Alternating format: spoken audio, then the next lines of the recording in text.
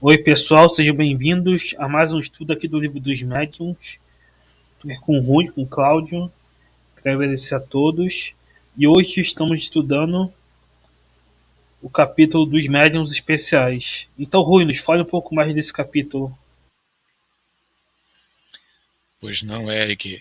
Nossos cumprimentos iniciais a você, Cláudio Costa, e a você que de casa interage conosco pelo chat, estudando em conjunto, compartilhamos nossas interpretações e compreendemos melhor, chegando ao melhor resultado a partir da leitura, porque o texto é muito bem feito, elucidativo, instrutivo, e é por isso que o convite é para, num primeiro momento, compartilharmos essa leitura para, na sequência, dialogarmos em torno da máxima utilidade que possui o seu significado. Neste capítulo de número 16, Kardec continua a sua categorização dos médiuns, fazendo relevantes instruções de maneira didática, de maneira sistematizada, quanto às diferentes aptidões ou faculdades mediúnicas. Com isso, nós vamos cada vez mais apreendendo a teoria sobre a mediunidade, com proveito para os nossos estudos e principalmente para a prática, quando temos de lidar com a nossa e a mediunidade alheia dos membros de grupo, para que possam ser bem capacitados e servir ao propósito de estudo e caridade espíritas. Então vejamos, o texto já está em destaque. Nós temos aí o sumário, não é, do capítulo de número 16, aptidões especiais dos médiuns, e agora o item 185, o início propriamente do capítulo. Vejamos então o texto.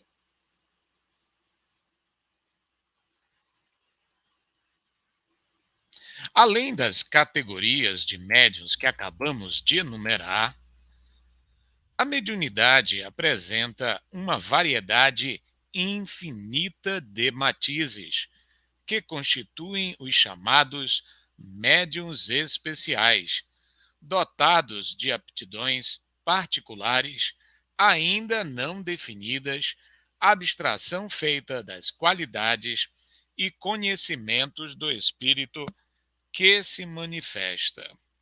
Por este introito, meus amigos, nós podemos asseverar a necessidade de prudência quando nos dispomos a observar e a auxiliar os candidatos a médios ou médios inexperientes a identificar as suas aptidões.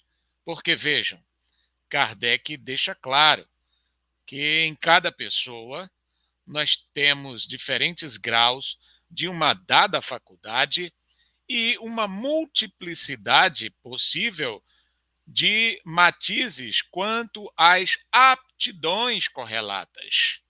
Não existe, Cláudio, Eric, em função disso, uma receita de bolo em torno de 2 ou 3 faculdades para se explorar, não é? Mas sempre a possibilidade de combinações, de variações que não cabe presumir logo no primeiro contato com o médium.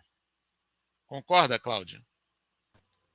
Isso é absoluto, Rui. A gente vê isso na prática.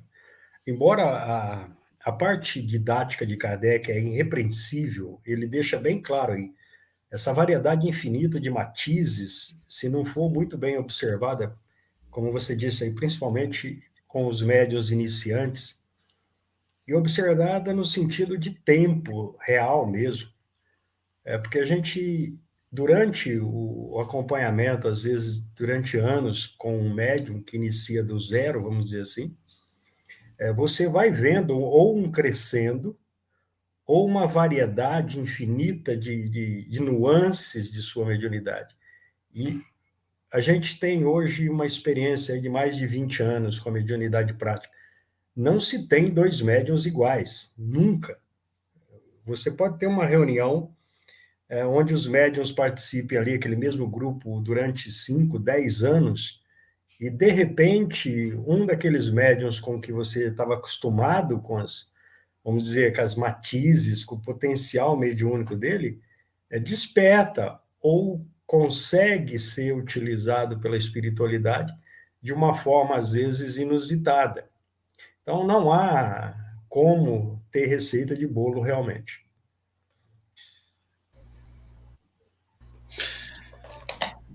Realmente, como diz aí, são uma variedade de infinitas matizes, né? Então, cada médium é um, né? Mesmo que tenha a mesma faculdade, pode ter peculiaridades diferentes para cada médium, né? Dependendo do desenvolvimento, né?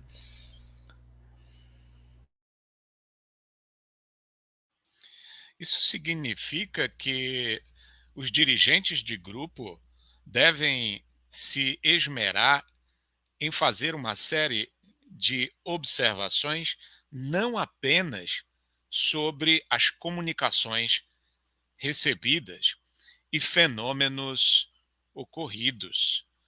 Os médiuns também merecem prontuários, merecem um caderno de anotações. Concordam, amigos? Não, isso é muito importante. A gente tem até, está no quarto ao lado ali, ainda uma variedade enorme somente de psicografias ou de apontamentos de médiums que a gente tem acompanhado durante anos. E às vezes é muito gratificante você voltar àquelas anotações de anos atrás e você quase que pode visualizar a vamos dizer assim, a complexidade da mediunidade em si e o apuramento que se dá quando o médium realmente se dedica. Mesmo espíritos, por exemplo, razoavelmente, vamos dizer assim, que se apresentam já nas primeiras manifestações razoavelmente compreensíveis, ao longo dos anos desenvolvem uma aptidão e uma, vamos dizer assim, uma sincronicidade com o médium que você vê no trabalho. É muito bom essa questão de observação e, aliás, é indispensável para quem realmente leva a sério um trabalho referido à mediunidade no tempo. Tá? É absolutamente necessário.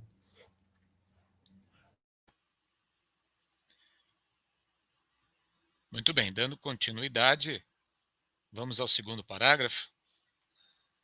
A natureza das comunicações guarda sempre relação com a natureza do espírito e traz o cunho da sua elevação ou de sua inferioridade, de seu saber ou de sua ignorância. Mas, em igualdade de merecimento, do ponto de vista hierárquico, há nele incontestavelmente uma propensão para se ocupar de uma coisa preferencialmente a outra. Os espíritos batedores, por exemplo, jamais saem das manifestações físicas e, entre os que dão comunicações inteligentes, há espíritos poetas, músicos, desenhistas, moralistas, sábios, médicos, etc. Falamos dos espíritos de mediana categoria, por isso que, chegando eles a um certo grau, as aptidões se confundem na unidade da perfeição.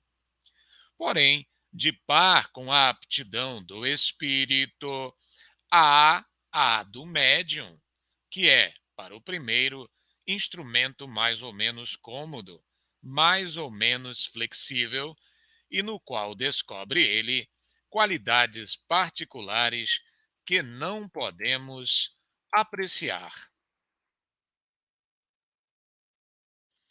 Passamos uma comparação. Um músico muito hábil tem ao seu alcance diversos violinos, que todos, para o vulgo, são bons instrumentos, mas que são muito diferentes uns dos outros para o artista consumado, o qual descobre neles matizes de extrema delicadeza que o levam a escolher uns e a rejeitar outros, matizes que ele percebe por intuição, visto que não os pode definir. O mesmo se dá com relação aos médiuns. Em igualdade de condições quanto às forças mediúnicas, o espírito preferirá um ou outro conforme o gênero da comunicação que queira transmitir. Assim, por exemplo, indivíduos há que, como médiuns, escrevem admiráveis poesias, sendo certo que, em condições ordinárias, jamais puderam ou souberam fazer 2 versos. Outros, ao contrário, que são poetas e que, como médiuns, nunca puderam escrever senão prosa, malgrado ao desejo que nutrem de escrever poesias. Outro tanto sucede com o desenho, com a música, etc. Alguns há que, sem possuírem de si mesmos conhecimentos científicos, demonstram especial aptidão para receber comunicações eruditas. Outros, para os estudos históricos. Outros servem mais facilmente de intérpretes aos espíritos moralistas. Numa palavra, qualquer que seja a maleabilidade do médium, as comunicações que ele com mais facilidade recebe trazem geralmente um cunho especial. Alguns existem mesmo que não saem de uma certa ordem de ideias, e quando destas se afastam, só obtêm comunicações incompletas, lacônicas e, não raro, falsas.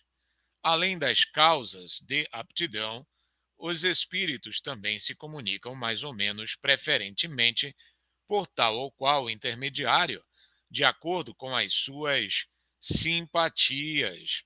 Assim, em perfeita igualdade de condições, o mesmo espírito será muito mais explícito com certos médiuns, apenas porque estes lhe convêm mais. Laboraria, pois, em erro quem, simplesmente por ter ao seu alcance um bom médium, ainda mesmo com a maior facilidade para escrever, entendesse de querer obter por ele boas comunicações de todos os gêneros. A primeira condição é: não há contestar, certificar-se a pessoa da fonte donde elas promanam, isto é, das qualidades do espírito que as transmite. Porém, não é menos necessário ter em vista as qualidades do instrumento oferecido ao espírito. Cumpre, portanto, se estude a natureza do médium, como se estuda a do espírito, porquanto são esses os 2 elementos essenciais para a obtenção de um resultado satisfatório.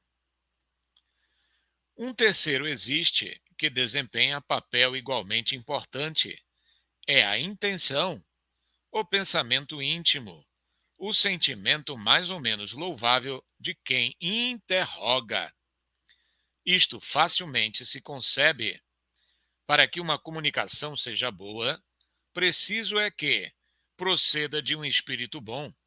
Para que esse bom espírito a possa transmitir, indispensável se lhe é um bom instrumento. Para que queira transmiti-la, necessário se faz que o fim visado lhe convenha.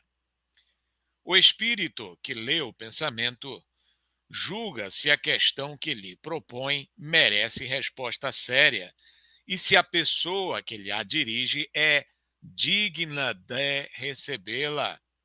A não ser assim, não perde seu tempo em lançar boas sementes em cima de pedras.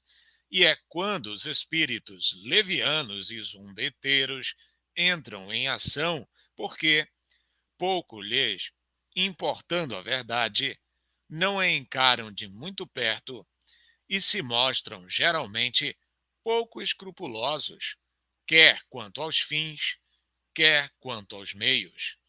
Vamos fazer um resumo dos principais gêneros de mediunidade. Antes de avançarmos, meus amigos, neste que é o conteúdo principal deste capítulo, os gêneros, os tipos de aptidão da mediunidade, aproveitemos para destacar essa consideração lateral que Kardec fez no conteúdo que acabei de ler, quanto a condições favoráveis ao recebimento de boas comunicações. Me chama a atenção, amigos, nesse trecho, o fato de Kardec descartar, em primeiro lugar, o dogma de infalibilidade dos médiuns, só pelo fato da aptidão mediúnica ou da faculdade mediúnica bem ostensiva e caracterizada. Por isto, por si só, não basta.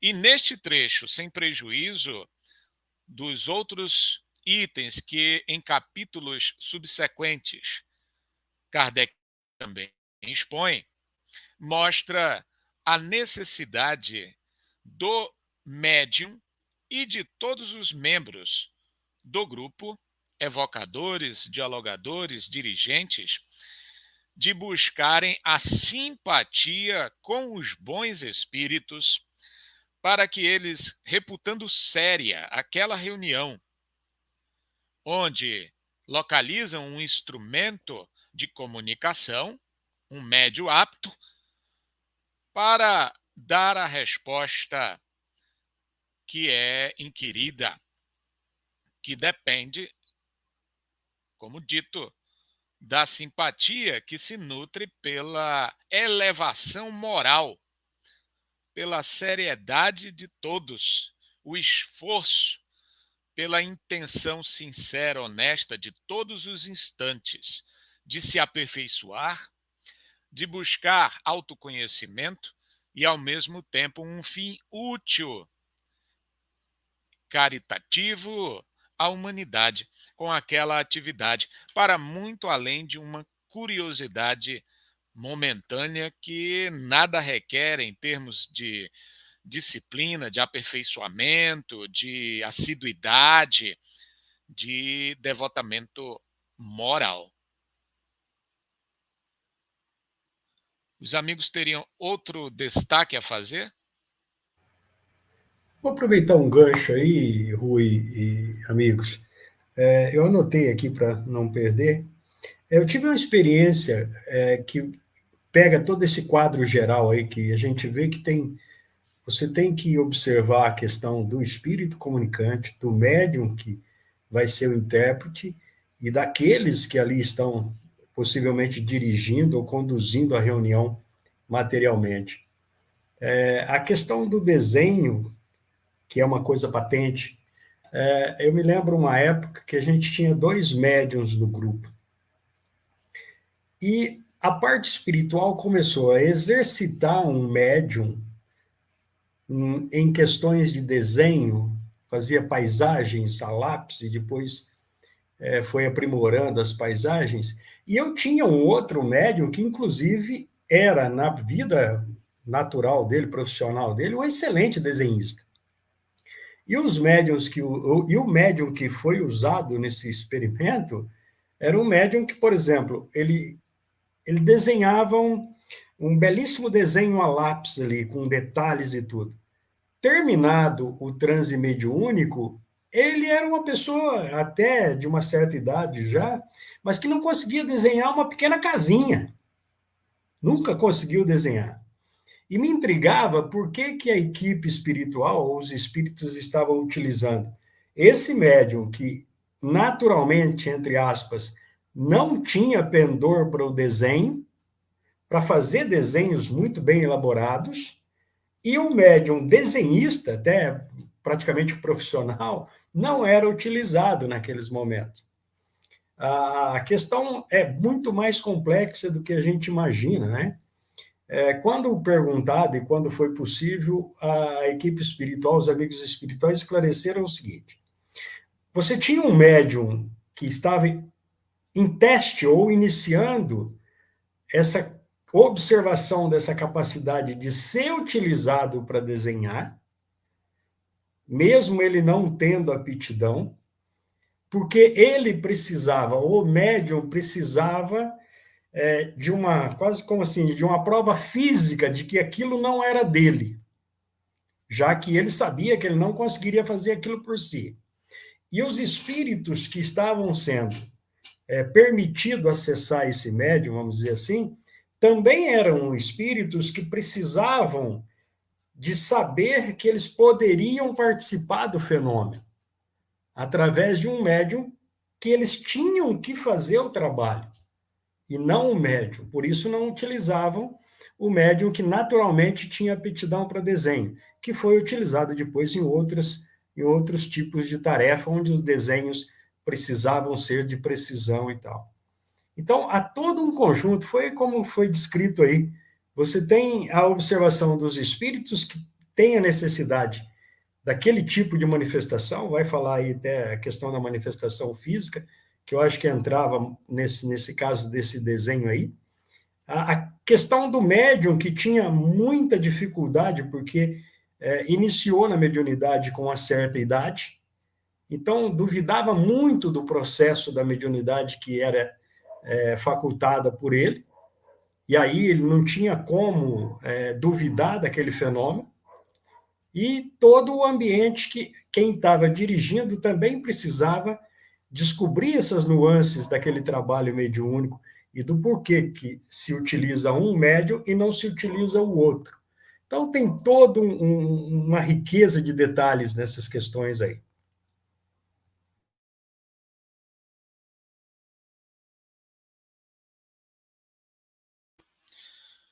Avancemos, então, para analisar as considerações sobre as diferentes espécies. Vamos fazer um resumo dos principais gêneros de mediunidade, a fim de apresentarmos, por assim dizer, o quadro sinótico de todas, compreendidas que já descrevemos nos capítulos anteriores, indicando um número onde tratamos de cada uma com mais minúcias. Agrupamos as diferentes espécies de médiuns por analogia de causas e efeitos, sem que esta classificação algo tenha de absoluto. Algumas se encontram com facilidade, outras, ao contrário, são raras e excepcionais, o que teremos o cuidado de indicar. Estas últimas indicações foram todas feitas pelos espíritos, que, aliás, reviram este quadro com particular cuidado e o completaram por meio de numerosas observações e novas categorias, de sorte que o dito quadro é, a bem dizer, obra deles. Mediante aspas, destacamos as suas observações textuais, sempre que nos pareceu conveniente assinalá-las. São, na sua maioria, de Erasto e de Sócrates. Quadro sinótico das diferentes espécies de médiuns.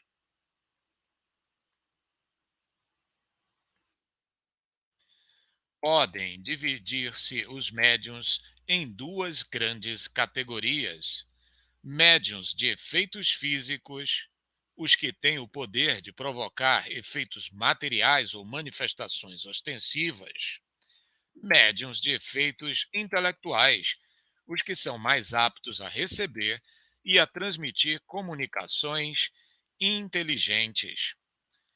Todas as outras espécies se prendem mais ou menos diretamente a uma ou a outra dessas duas categorias. Algumas participam de ambas. Se analisarmos os diferentes fenômenos produzidos sob a influência mediúnica, veremos que, em todos, há um efeito físico e que, aos efeitos físicos, se alia quase sempre um efeito inteligente. Difícil é, muitas vezes, determinar o limite entre os dois, mas isso nenhuma consequência apresenta.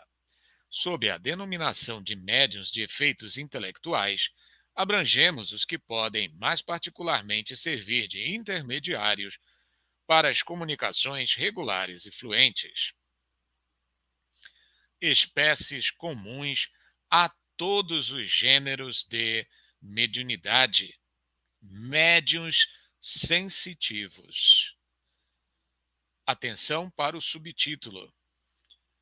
Estamos estudando espécie de aptidão comum a todos os gêneros de mediunidade. E aí vem médiuns sensitivos.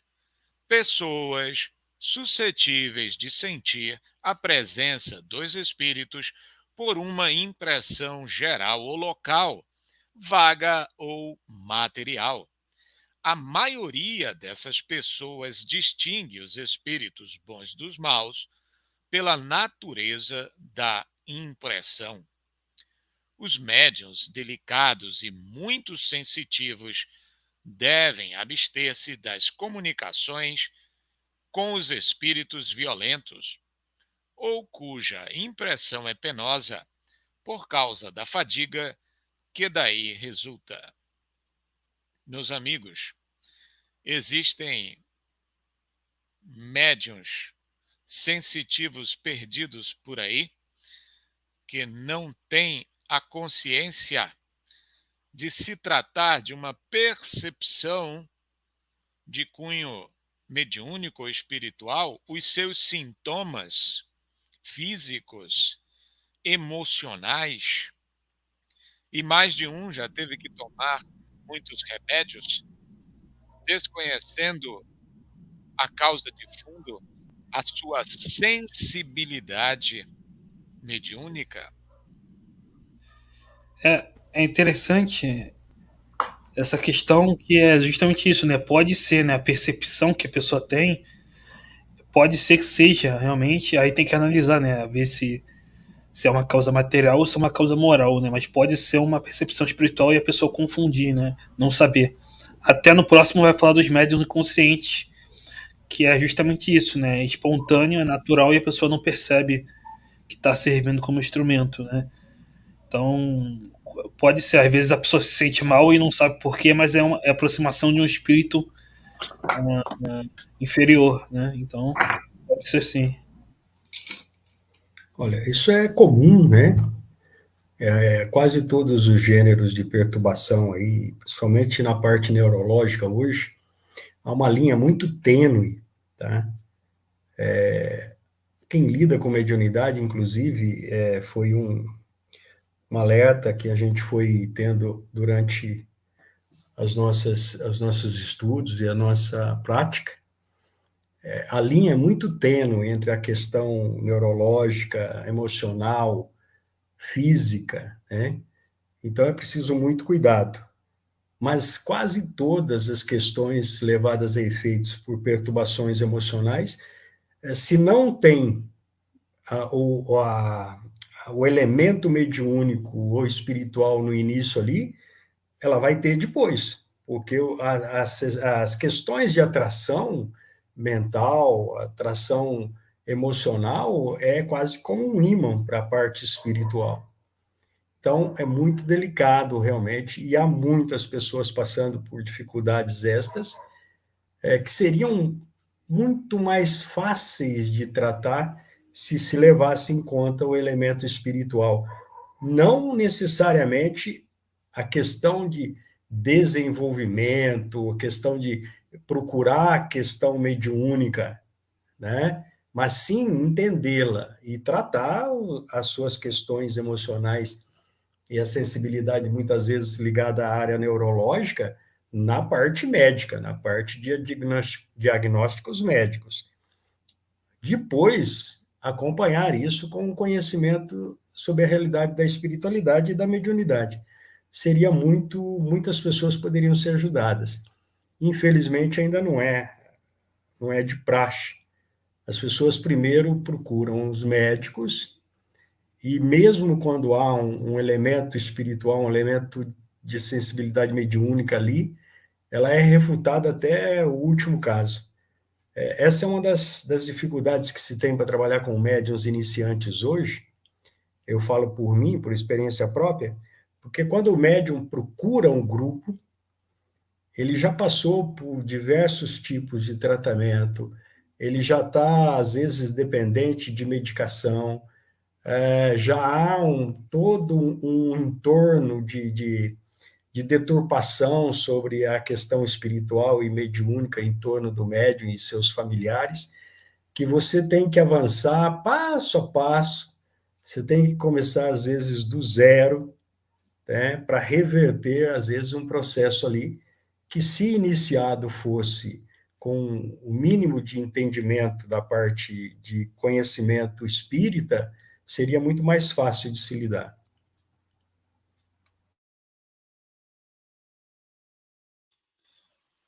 Ok, seguimos. Médiuns naturais ou inconscientes.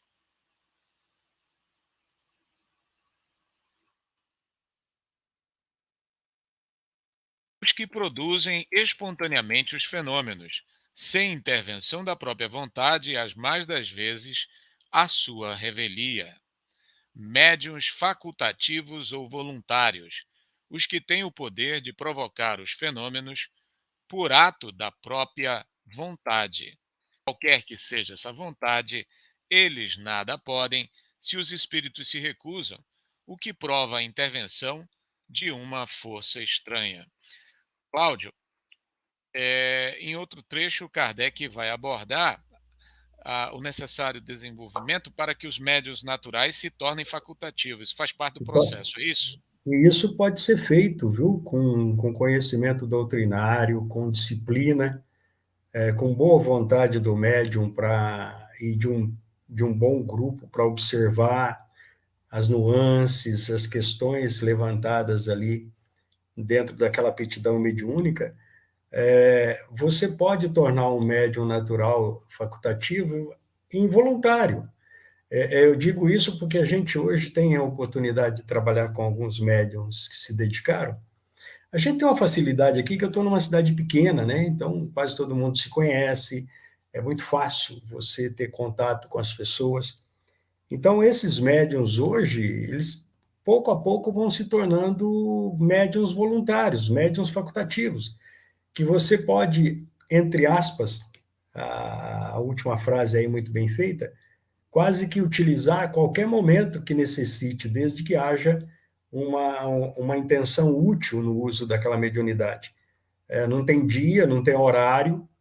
Esses médiuns, quando chamados a ajudar alguém num processo de perturbação ou qualquer coisa, é muito raro a espiritualidade que os auxilia, os amigos espirituais, mentores, protetores, não estarem presentes ali para orientar, onde quer que seja, independente do horário e tal. Então, pouco a pouco, os médiums vão se tornando médiums voluntários, podem provocar o fenômeno. Claro que sem os espíritos não vai haver realmente o fenômeno da mediunidade.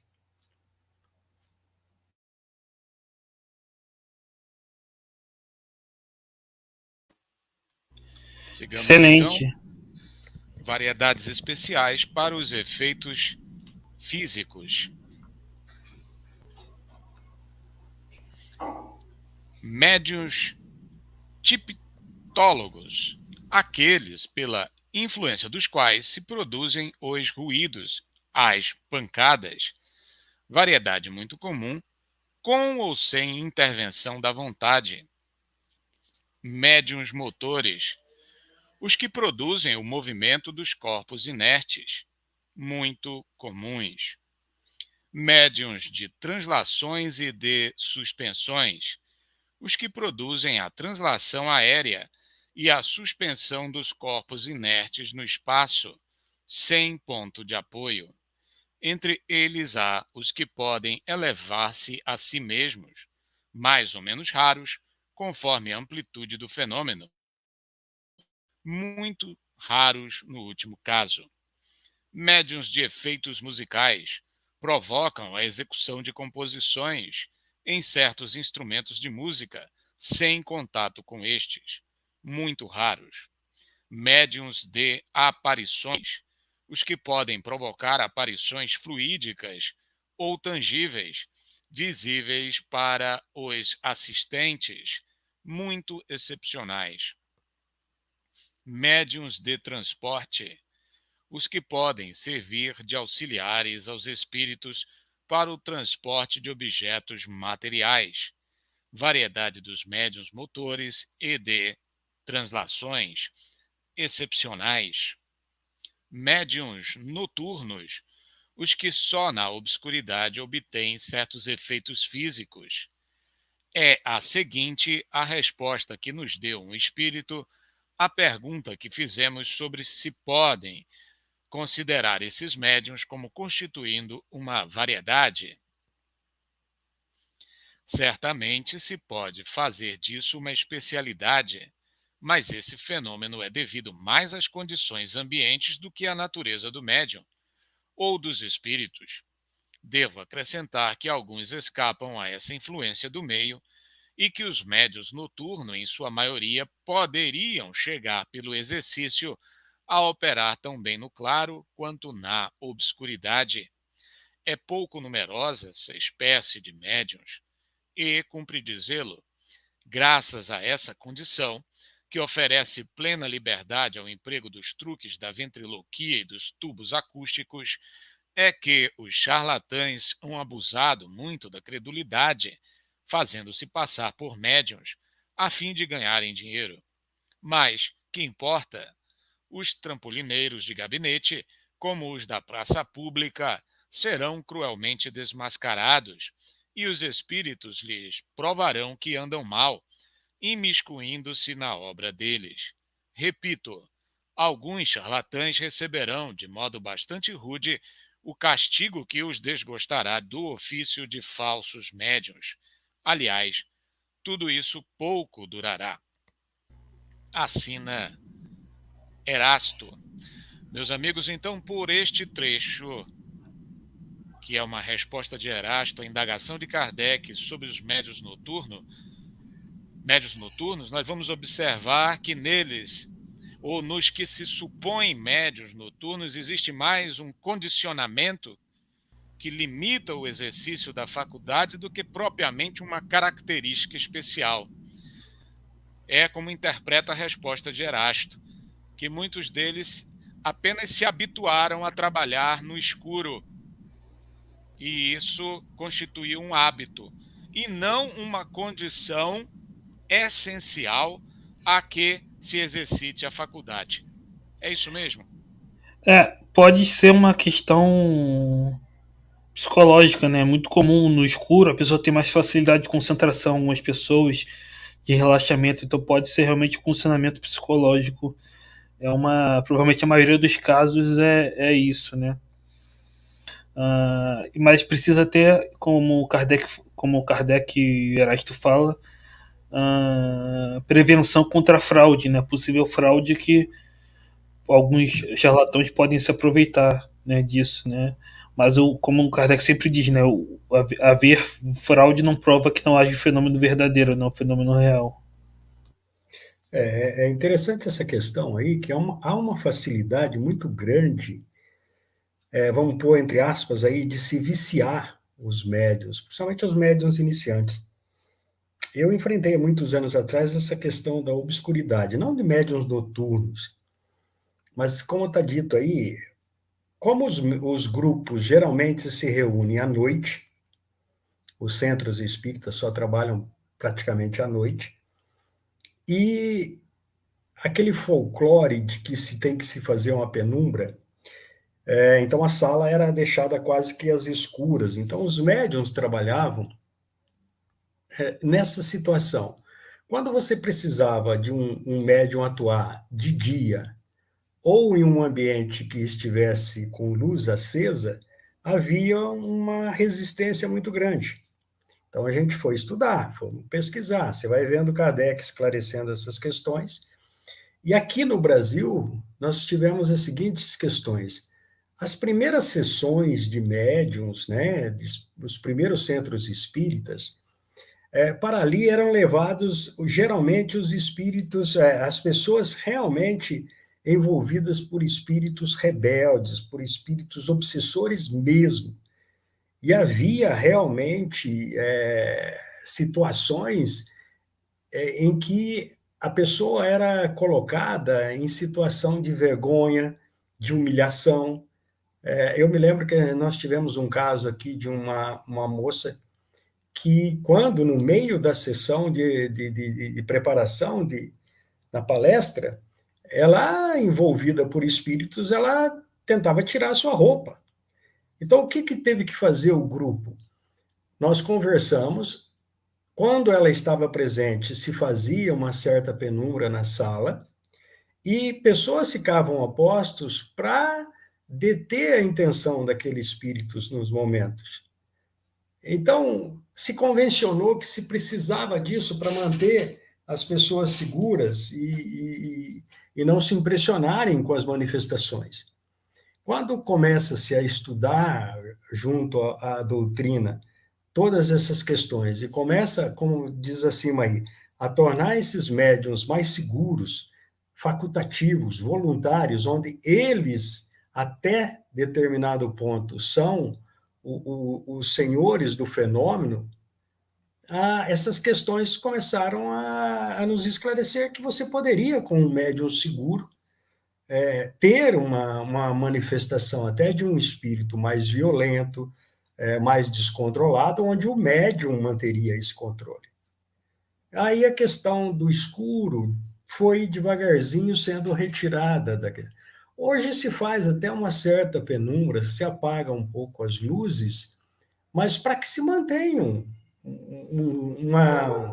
um ambiente de tranquilidade, não para esconder nada.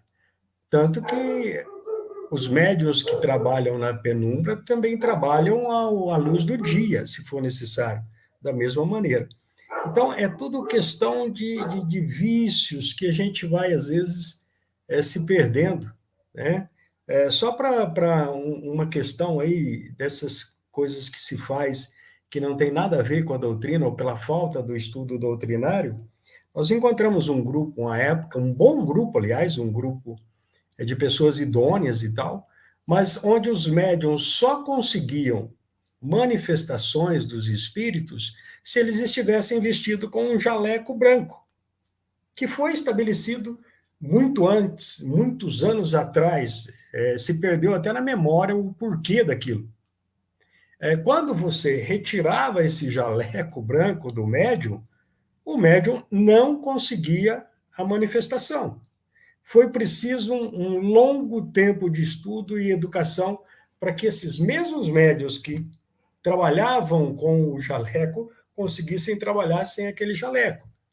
Então, são questões assim, como está dizendo aí. E aí, como se diz aí, na época, talvez, que foi estabelecidas essas questões, era para prevenir as fraudes.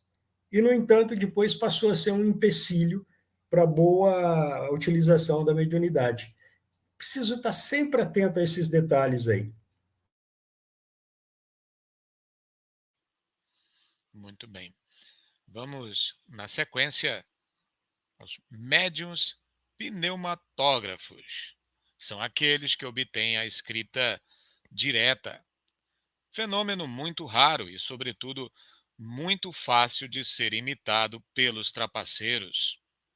Nota: os espíritos insistiram, contra a nossa opinião, em incluir a escrita direta entre os fenômenos de ordem física, pela razão, disseram eles, de que os efeitos inteligentes são aqueles para cuja produção o espírito se serve dos materiais existentes no cérebro do médium, o que não se dá na escrita direta. A ação do médium é aqui toda material, ao passo que no médium escrevente, ainda que completamente mecânico, o cérebro desempenha sempre um papel ativo. O que dizer, meus amigos, desta nota instrutiva? Vejam bem que, para os espíritos superiores, a distinção fundamental será a predominância do elemento a utilizar no médium. Se trata de apropriação do intermediário meramente físico, fluídico, dá-se essa propensão por uma faculdade física, por um efeito físico, ao passo que, se utiliza do conteúdo inteligente do elemento intermediário, o médium, aí sim teremos mais marcadamente os chamados efeitos inteligentes. Os amigos gostariam de fazer algum comentário, conseguir entender, captar a razão pela qual assim dispuseram os espíritos?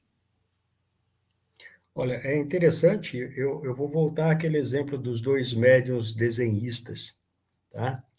Um médium era utilizado sem a participação, vamos dizer assim, do elemento cerebral, do cérebro dele, porque ele não tinha capacidade de desenho, nunca teve. E o outro tinha a aptidão natural pelo desenho e pela disciplina de ter se formado um desenhista. A utilização dos dois era feita em bases diferentes. Foi nos explicado depois que a utilização do médium sem o conhecimento do desenho era uma ação mecânica para que tanto ele quanto os espíritos compreendessem que havia ali um fenômeno externo, tanto da parte dos espíritos que induziam o médium a utilizar as suas mãos para o desenho, quanto do médium a ser utilizado por espíritos que também não tinham aptidão para o desenho, pelo menos não conheciam. A utilização do outro médium com conhecimento de mecânica de desenho, ele era utilizado para formar belíssimos quadros onde os detalhes tinham que ser extraídos do cérebro do médium, do conhecimento de desenho do médium. Isso ao longo dos anos foi nos passado pouco a pouco. Então, eu diria assim, o primeiro médium que era utilizado sem que ele naturalmente nunca conseguisse fazer um simples desenho, ficava na questão da ordem física. O outro, com os componentes de conhecimento de traço, de desenho, de proporção, ele era utilizado inteligentemente, porque o cérebro fazia um papel primordial ali na composição das obras por ele efetivada.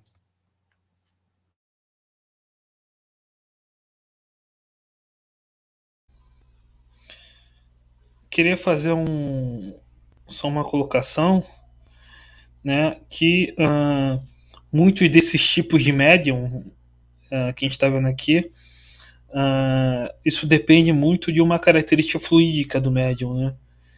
Então a gente nem sempre consegue entender o mecanismo físico, né, por qual isso acontece, mas é uma característica fluídica, né? Um médium mais propício à poesia, outra à música, né? Além dos conhecimentos que o médium pode ter adquirido em vidas anteriores, né? Que ajudam mesmo que ele não tenha nessa vida, que ajudam ele a conseguir isso. Insisto, por relevante, em valorizar essa diferenciação que os espíritos fazem.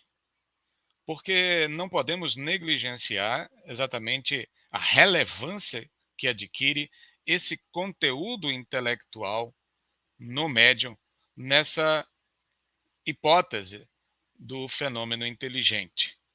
Digo isso como não apenas motivação, mas um verdadeiro princípio de responsabilidade dos médiuns em geral, para que não se furtem aos estudos, para que busquem cada vez mais cultura, instrução, conhecimentos, com que acabarão facilitando esse manejo dos componentes úteis a boas comunicações espirituais. Médiuns curadores, na sequência, são aqueles que têm o poder de curar ou de aliviar o doente pela só imposição das mãos ou pela prece. Esta faculdade não é essencialmente mediúnica. Possuem-na todos os verdadeiros crentes, sejam médiuns ou não. As mais das vezes é apenas uma exaltação do poder magnético, fortalecido, se necessário, pelo concurso dos bons espíritos. Querem comentar sobre essa hipótese? Olha, vamos lá. O que eu posso contribuir sempre é pelos exemplos que a gente passou aqui. Numa questão aí, atendendo uma senhora num surto psicótico, depois foi se diagnosticar isso, com elementos espirituais, né? Havia uma questão de obsessão ali. A gente acompanhou a questão da obsessão durante alguns anos, e enquanto era tratado os surtos psicóticos pelos médicos afins. E numa das ocasiões em que o marido nos procurou, essa senhora estava realmente num surto absolutamente profundo, querendo inclusive se machucar, se automutilar. E todos os argumentos que a gente pôde usar ali, pelo menos para auxiliar a parte espiritual envolvida, não deram resultado. Uma vizinha que estava ali, eu lembrei da questão da prece aí, inclusive evangélica, que estava acompanhando o processo ali, em silêncio, a gente pediu para ela se ela poderia fazer uma oração ali. E olha, embora a gente sempre tenha estudado a questão do poder da prece, você vê acontecendo de fato é um negócio fantástico. Porque essa senhora fez uma prece no rito da igreja evangélica da qual ela participava, e absolutamente o surto psicótico e toda a questão mediúnica ou espiritual envolvida ali cessou de pronto. Então, é o que se fala aí, essa senhora, com toda certeza, tem um poder magnético fantástico, que infelizmente não é utilizado pela questão religiosa que interpõe-se nas questões. Mas a gente viu isso efetivamente acontecendo assim, tá? Se fosse dedicado, poderia, como diz aí, não é mediúnico, né? Um verdadeiro crente. E tomara, eu não acompanhei o caso dessa senhora depois da que fez a prece, mas tomara que esteja na igreja orando para auxiliar aqueles que necessitem, porque tem um poder fantástico. Eu queria comentar, excelente o comentário do Cláudio, eu queria comentar um pouco sobre a questão do magnetismo e da mediunidade de cura, né? Qual a diferença, né? Porque aí nessa questão trata mais ou menos como a mesma coisa, né? Magnetismo e mediunidade de cura, né? Porque todo mundo, nesse sentido, todo mundo poderia ser médium de cura, né? Porque todo mundo é só orar pedindo assistência dos bons espíritos que poderia fazer um passe e ter a interferência ali. Só que médium de cura no sentido estrito da palavra, Kardec diz na revista, são aqueles em que a cura é quase espontânea, né? Instantânea, e o médium é mais um canal ali da cura, né? E Kardec diz que nesse sentido eles são raros na Terra, né? Então tem que se dividir o que é magnetizador e o que é médium de cura, né? Nesse sentido estrito. Porque se fosse no sentido lato de médium de cura, todo mundo poderia ser médium de cura, porque todo mundo pode aplicar passe, magnetismo, isso é, como diz aí, né? Todo crente pode fazer um passe.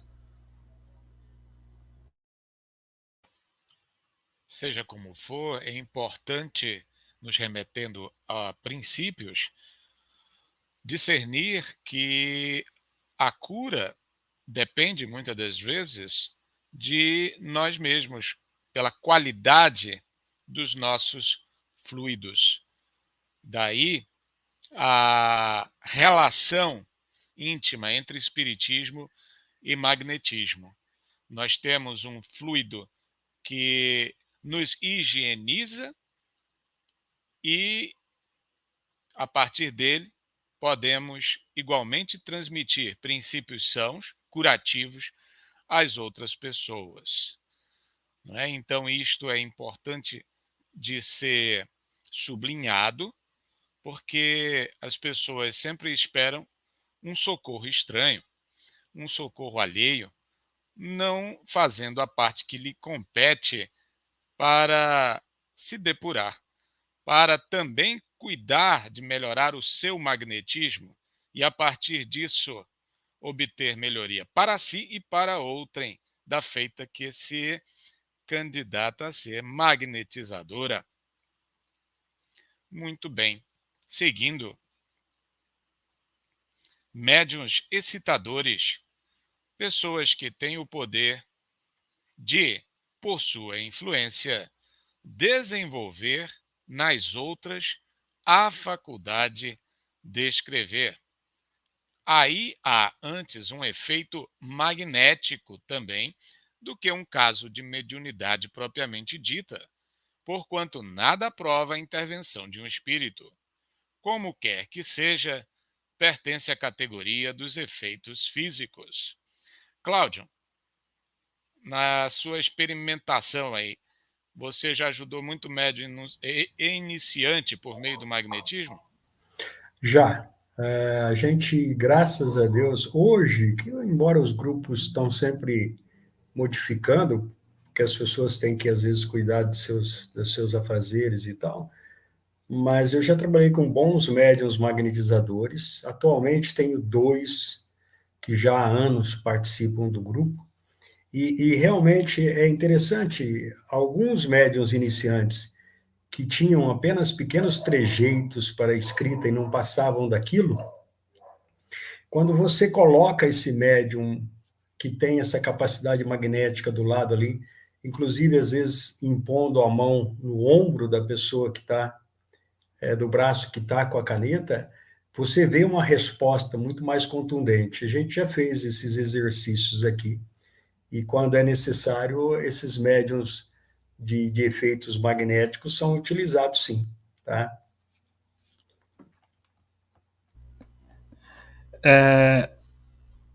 Tem uma. Queria colocar aqui uma questão, uma participação. Agradeço a todos que estão aí, a Tânia, a Shirley, a Evaldo. A Shirley, sobre o comentário que eu fiz, perguntou: mas você não acha que o magnetismo e a cura se integram? Sim, o magnetismo cura, né? O que eu disse é que a mediunidade de cura no sentido estrito da palavra que Kardec usa na revista são raros na Terra, né? Então não são todos os magnetizadores.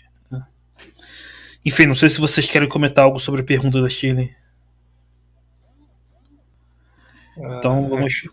Não, a Shirley, é a mesma questão que a gente colocou aí nesses médiums excitadores aí.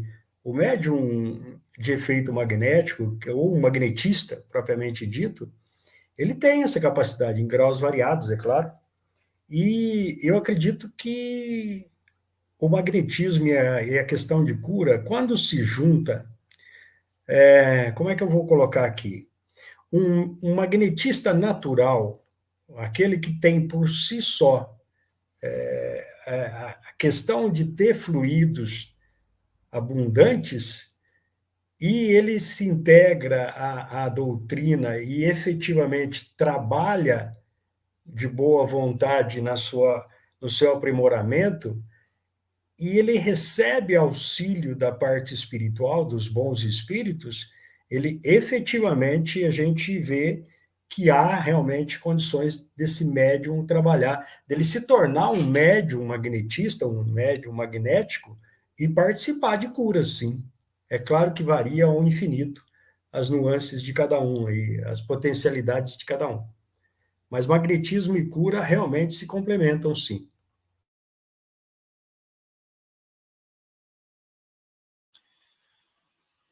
Item 190, dando sequência: médiuns especiais para efeitos intelectuais, aptidões diversas. Médiuns audientes, os que ouvem os espíritos, muito comuns. Meus amigos, esses médiuns audientes, para que não reste dúvida, como eles são ouvidos?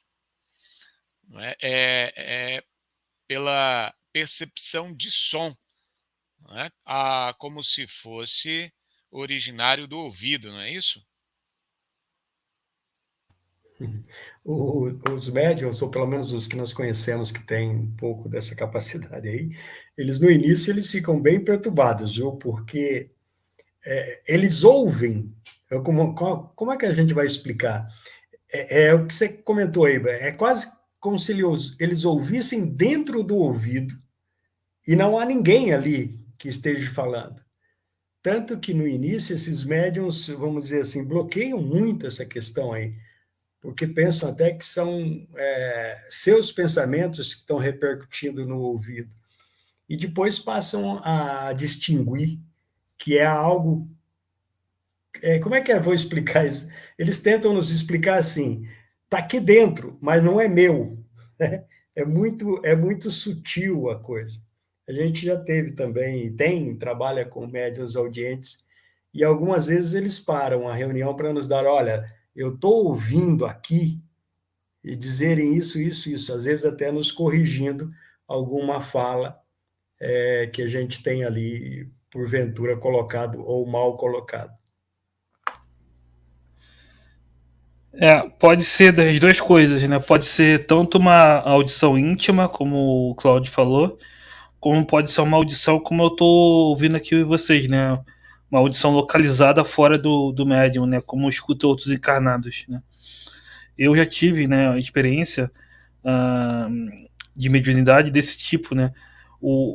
Médiums videntes no centro que eu participava diziam que havia espíritos sendo tratados dentro da câmara de passe, né? E eu ouvia dentro de lá choros de espíritos sofredores, né, bem localizado fora de mim. Então depende, pode ser tanto uma audição íntima ou como pode ser uma audição externa bem caracterizada como se fosse mesmo uma conversa de encarnado para encarnado. Sempre com essa impressão sonora, né? Venha ela do íntimo ou não, o que chega são impressões sonoras. É preciso deixar claro que se trata disso. Muito bem. Também já tive meus sustos. Tenho história para contar a respeito da mediunidade audiente. Mas tudo bem. Sigamos. Muitos há que imaginam ouvir o que apenas lhes está na imaginação. Por que essa ressalva, essa advertência colocada neste trecho? Há condições patológicas que geram a mesma ou semelhante impressão sonora a partir do cérebro? É quanto a isso que Kardec quer ressalvar? Eu não sei se entra nisso hoje, na época de Kardec não havia essa questão que nós temos hoje tão grande aí, que é a questão da mídia na vida das pessoas e, portanto, na vida do médium. A gente às vezes percebia o seguinte: aquele médium que recebe impressões, principalmente ouve, ele geralmente tratava de assuntos televisivos, de assunto de manchetes, de assuntos que você percebia que estava sendo discutido ali nos momentos, na família ou na sociedade. Nós corrigimos essa questão assim, não sei como os outros grupos fazem com isso ou se perceberam isso. O médium, às vezes, é citado por aquela notícia que está virando ali, dia e noite, e está sobressaindo. Ele, na reunião, às vezes, trabalha com a sua imaginação e não com fatos mediúnicos. Então, a gente passou a mesclar hoje, já há alguns anos, um pouco de estudo, um tema básico de doutrina ou de mediunidade, e depois a reunião. Isso ajudou muito a quebrar essa questão da imaginação dos médios. Tá? Não sei como é que vocês trabalham isso aí, mas a gente teve essas dificuldades aqui, e quando sanamos dessa maneira aí. E como é que nós vamos dizer? Conhecendo o médium. A gente convive com os médiums em sociedade, tem amizades, laços de amizades, laços familiares. Então, você consegue perceber as nuances ali, que são questões que o médium pensa, assuntos que geralmente o médium trata. Então a gente toma um pouco mais de cuidado nisso daí.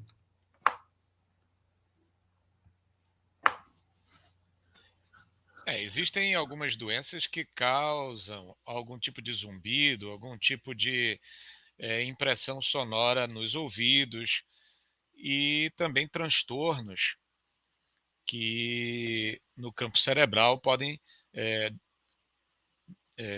responder como causa a algum tipo de conteúdo sonoro imaginário. Abstraindo isso, ainda temos a questão mesmo da percepção ilusória das pessoas. Nossa experiência aponta para a necessidade de isolarmos todo e qualquer vazamento acústico antes de fazer conclusões, porque na vizinhança, tendo em vista o encanamento, tendo em vista a proximidade de algum aparelho ligado, pode gerar uma falsa impressão de audiência. Então, vivendo numa cidade, enfim, com prédios próximos, nós temos sempre que ter esse cuidado do isolamento acústico para tirar as dúvidas, né, com relação a determinada impressão. Claro que, como às vezes é veemente a experiência, não há qualquer dúvida, né? Tratando-se, como o Eric relatou, de gritos, de gemidos, fica muito difícil se enganar. Mas vale a prudência sempre para não abonarmos uma mera impressão, uma mera ilusão ou imaginação. Médiuns falantes, seguindo. Médiuns falantes são os que falam sob a influência dos espíritos, muito comuns. Médiuns videntes, os que, em estado de vigília, veem os espíritos. A visão acidental e fortuita de um espírito numa circunstância especial é muito frequente, mas a visão habitual ou facultativa dos espíritos sem distinção é excepcional. É uma aptidão a que se opõe o estado atual dos órgãos visuais. Por isso é que cumpre nem sempre acreditar nas palavras dos que dizem ver os espíritos.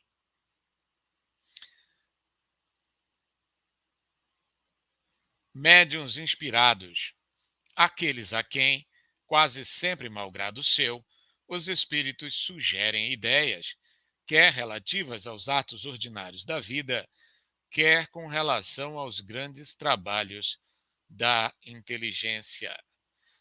E essa inspiração, meus amigos, devemos, com base no próprio Livro dos Médiuns, recordar que é uma sugestão oculta de ideias, que confundimos, não raro, como sendo da nossa autoria, né, da nossa própria intelectualidade. Médiuns de pressentimentos, pessoas que, em dadas circunstâncias, têm uma intuição vaga de coisas vulgares que ocorrerão no futuro. Médiuns proféticos, variedade dos médiuns inspirados ou de pressentimentos, recebem, permitindo-o Deus, com mais precisão do que os médiuns de pressentimentos, a revelação de futuras coisas de interesse geral e são incumbidos de dá-las a conhecer aos homens para instrução destes. Se há profetas verdadeiros, mais ainda os há falsos, que consideram revelações os devaneios da própria imaginação, quando não são embusteiros que, por ambição, se apresentam como tais. Veja-se em O Livro dos Espíritos, a questão número 624, das características do verdadeiro profeta. Médiuns sonâmbulos, os que, em estado de sonambulismo são assistidos por espíritos. Médiuns estáticos, os que, em estado de êxtase, recebem revelações da parte dos espíritos. Muitos estáticos são joguetes da própria imaginação e de espíritos zombeteiros que se aproveitam da exaltação deles. São raríssimos os que mereçam inteira confiança. Meus amigos, já é a segunda linha que Kardec adverte com relação aos excessos e ilusões da imaginação nesse contexto dos médiuns especiais. No grau de desenvolvimento, como deve ser a conduta dos médiuns que aparentam ter essas faculdades para que não se tornem joguetes da própria imaginação. Existe algum tipo de comportamento geral que se pode recomendar de antemão?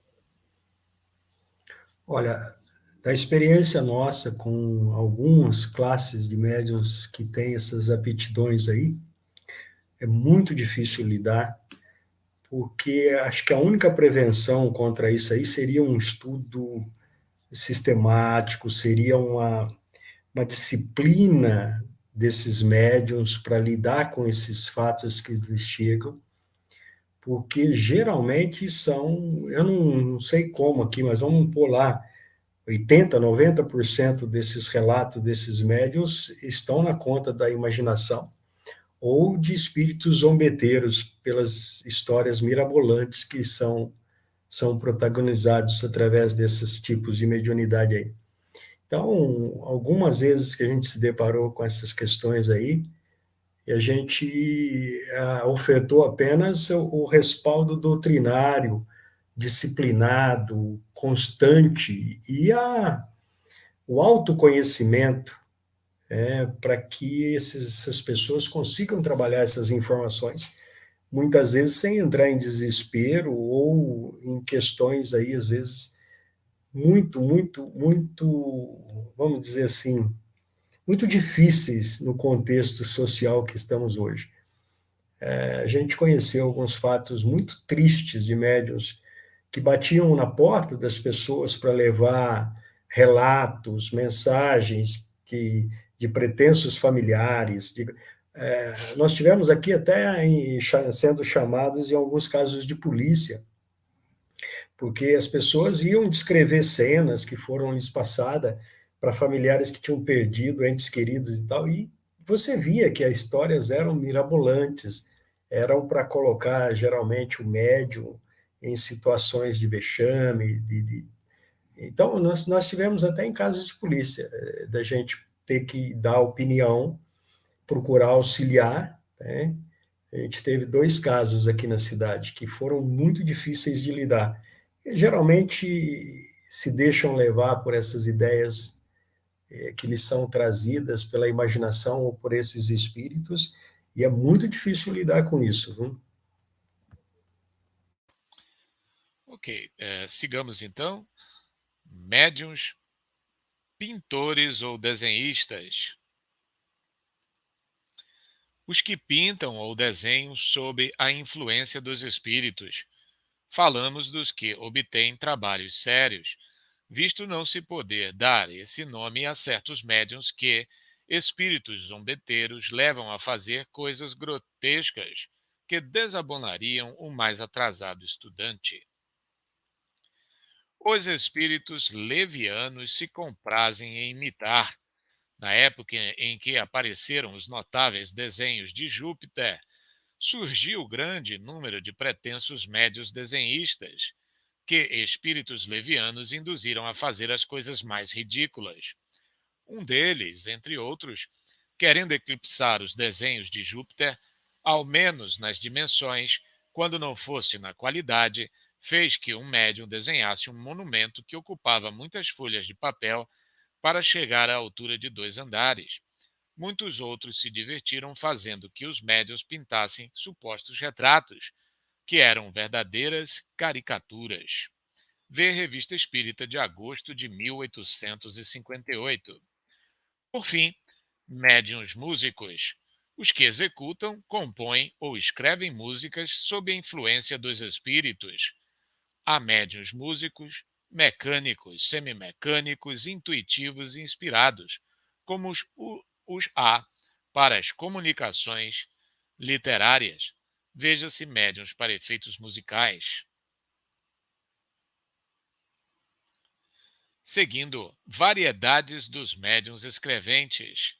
Primeiro, segundo o modo de execução, médiuns escreventes ou psicógrafos, que têm a faculdade de escrever por si mesmos, sob a influência dos espíritos. Médiuns escreventes mecânicos, aqueles cuja mão recebe um impulso involuntário e que nenhuma consciência tem do que escrevem, são muito raros. Médiuns semimecânicos, aqueles escreventes cuja mão se move involuntariamente, mas que têm instantaneamente consciência das palavras ou das frases à medida que escrevem, são os mais comuns. Médiuns intuitivos, aqueles com quem os espíritos se comunicam pelo pensamento e cuja mão é conduzida voluntariamente, diferem dos médiuns inspirados em que estes últimos não precisam escrever, ao passo que o médium intuitivo escreve o pensamento que lhe é sugerido instantaneamente sobre um assunto determinado e provocado. São muitos comuns, mas também muito sujeitos a erro, por não poderem muitas vezes discernir o que provém dos espíritos do que deles próprios emana. Meus amigos, o que Kardec quer dizer quando ele distingue que médiuns inspirados não precisam escrever, ao passo que o médium intuitivo escreve instantaneamente o pensamento que lhe é comunicado? É apenas menção quanto à intensidade do fenômeno de transmissão do pensamento? É mais dinâmico, mais intensivo no caso do intuitivo e mais vago e incompleto no caso dos inspirados, é isso? É bem isso aí. E é muito complicado nessas duas nuances aí de mediunidade, os graus, né? Porque muitas vezes os médiuns não conseguem acompanhar o pensamento dos espíritos. Eles dizem que jorram as ideias assim, e quando ele como é que nós vamos dizer assim, entrar em dúvida em que palavra que ele vai usar ali, ele geralmente ele perde uma parte do ditado. Isso Perde o fio da acontece meada, né? muito. Algumas vezes, trabalhando com esses médiuns, os médiuns levam os ditados e depois, com vagar, conseguem preencher aquela lacuna ali, porque é muito rápido, eles dizem. É preciso muito treino para esses médiuns realmente poderem ser utilizados bem tranquilos e bem completos nas mensagens. A diferença entre médiums inspirados e intuitivos é justamente, primeiro, a intensidade, né? E segundo, a manifestação, né? Porque a inspiração, o médium não precisa manifestar o que veio, né? Aliás, a inspiração todo mundo tem, né? Já o médium intuitivo, ele manifesta aquilo que vem, né? Seja pela escrita, ou pode ser também psicofonia, né? O médium intuitivo psicofônico, né? Então a diferença está aí, na intensidade e na manifestação, né? O médium intuitivo vai manifestar de alguma forma aquilo, né, que ele recebe, pela escrita ou pela fala. Né? Porque pode ter um médium intuitivo também pela fala, né? Assim como tem pela escrita aí. Muito bem, dando sequência, médiuns polígrafos. Aqueles cuja escrita muda com o espírito que se comunica, ou aptos a reproduzir a escrita que o espírito tinha em vida. O primeiro caso é muito vulgar. O segundo, o da identidade da escrita, é mais raro.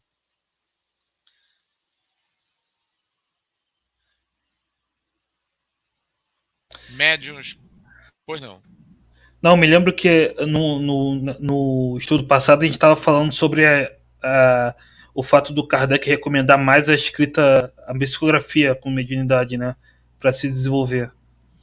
E você vê aí que a psicografia ela ajuda a discernir qual médium que está falando, né? Qual espírito está falando, né? Porque às vezes, diz ali, né? Cada espírito tem uma escrita diferente, né? Então olha como a psicografia é bem mais rica, né? Em recursos para avaliar a comunicação. Essa questão da escrita e os polígrafos, para os dirigentes, eu falo de experiência própria, é muito bom. A gente tem médiuns e você pode guardar esses escritos, né? Então, semana após semana, mensagem após mensagem, você tem o mesmo espírito com a mesma caligrafia. E você tem um único médium, muitas vezes, na mesma reunião, trabalhando com espíritos diferentes, variar infinitamente a grafia. Isso, inclusive, é muito bom para dar um suporte e dar ao médium uma certeza de que aquilo não é dele. A gente, algumas vezes, tentava fazer os exercícios com o médium, depois das reuniões, para ele mudar a caligrafia, e dificilmente você consegue mudar a sua caligrafia.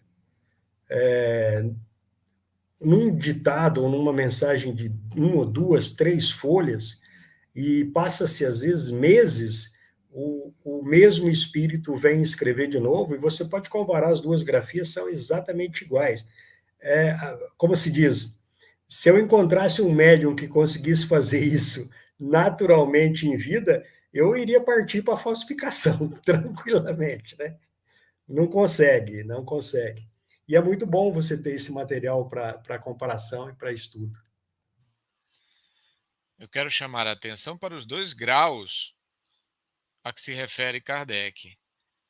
A mudança de caligrafia no médio escrevente não significa que ele seja capaz de imitar perfeitamente a caligrafia do desencarnado. E ele não pode, em razão disso, ser taxado de impostor, não é? Ou porque, digamos que submetido ao teste grafotécnico pericial, não foi possível constatar a identidade. Isso por si só não significa que se trata de uma fraude e que o conteúdo da mensagem não teve autenticidade, proveniência da personalidade que se supôs desencarnada.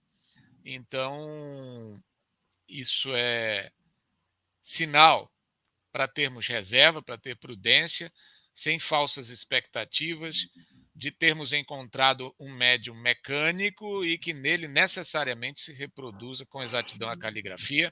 E por outro lado, entendermos aquilo que os amigos já ressaltaram muito bem, que mesmo quando a mudança da caligrafia é mínima, ela serve de parâmetro ao observador atento quanto às possibilidades daquele médium para as diversas comunicações.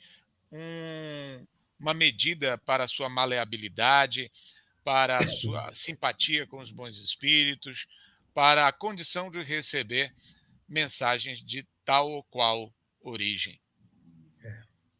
Só para complementar, o Rui foi bem claro aí, há uma grande dificuldade, e sem maldade nenhuma, sem prevenção nenhuma, porque as pessoas se espelham nos grandes médiuns aí, que são, acho que podem ser contados nos dedos aí, que tinham essa aptidão, né? De, inclusive, fazer a caligrafia e até mesmo a assinatura do espírito comunicante. Mas é absolutamente raríssimo isso, como o próprio Kardec deixa claro aí. A mudança de caligrafia, quando a gente começou a observar isso em alguns médiuns, se deve à rapidez do pensamento que lhe é dado a mensagem, se deve, às vezes, a um efeito físico, onde realmente o espírito quase que dirige a mão do médium, né? E pode ser, mas não que seja provas de autenticidade nem de falsidade. É preciso ter muito cuidado realmente com essas questões aí.